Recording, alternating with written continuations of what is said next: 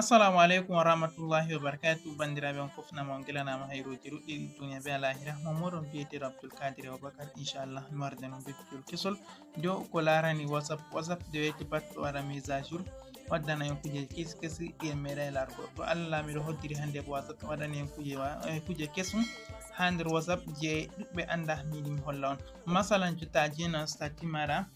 a mari haaje goɗɗo wa kazajo o laara stati man a je'ina amma nden o larata a yiɗi ni sai kanko man o laara amma bo o larata. To kadi bandiraɓe whatsapp waɗani hen lekki majum mo a yiɗi laara stati maɗo ni kanko man o laara stati ma o yiɗi be o sali pat to ni oɗo connecta o laara stati maɗa to ni ha jawmijum no oɗo connecta fu o laara stati maɗa dole mako sai to wala connecta ma bo sai to wala yewtita be mako. Aran a nasta nder whatsapp maɗa hidde ko e nasta video man ɗo fa mi yiɗi useni ta a latake a keso a habda a abona ha chaine je Fasaha TV ɗo ta a abona ɓiɗana video ɗo like a partage ana sobiraɓe maɗa abonugo majum a iya haɗo waɗi s abonné ɗo to a yiɗi to waddante toɓɓere wore sai yiya ɗo toɓɓere sai ɗe gartan toɓɓe ante tati sai ina dow a yiyata ɓaleyeɗo ɗo on hollata abonné en nasta nder whatsapp meɗen banani bandiraɓe. Ta nasti nder whatsapp maɗa banani sai a wara a hosa a nasta ha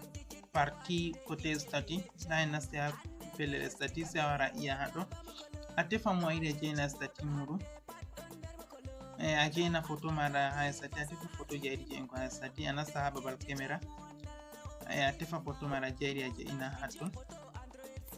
Masalan nda en hosi bana photo ɗo mi yiɗi mi jeina ha stati to nda mi yi do photol majum to nda mi yi do photol man nda ngol ngol wurtake noy waɗata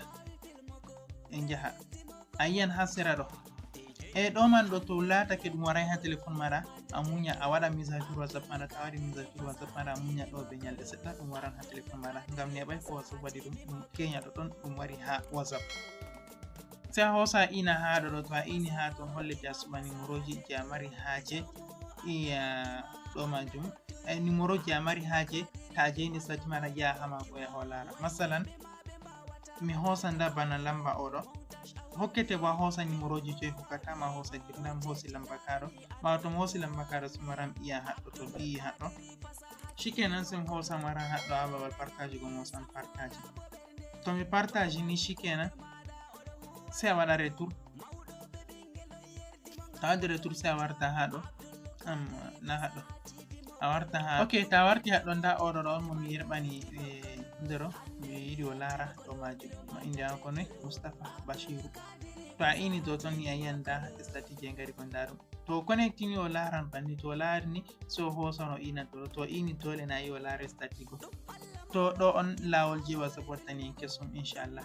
tammi video man fottani on bandiraɓe ta e jite abonugo ha chaine je Fasaha TV on mbiɗana en like on hosa on partage ana sobiraɓe mon video ji je ɗo man ɗo be luttuɗum videoji ɗi on daari pat ha chaine je Fasaha TV on kofnama on gilanama hayruji ɗuɗɗi ɓeɗo miɗen assalamu aleykum wa rahmatullahi wa barakatuh suute ma jam ñallen man bo jam.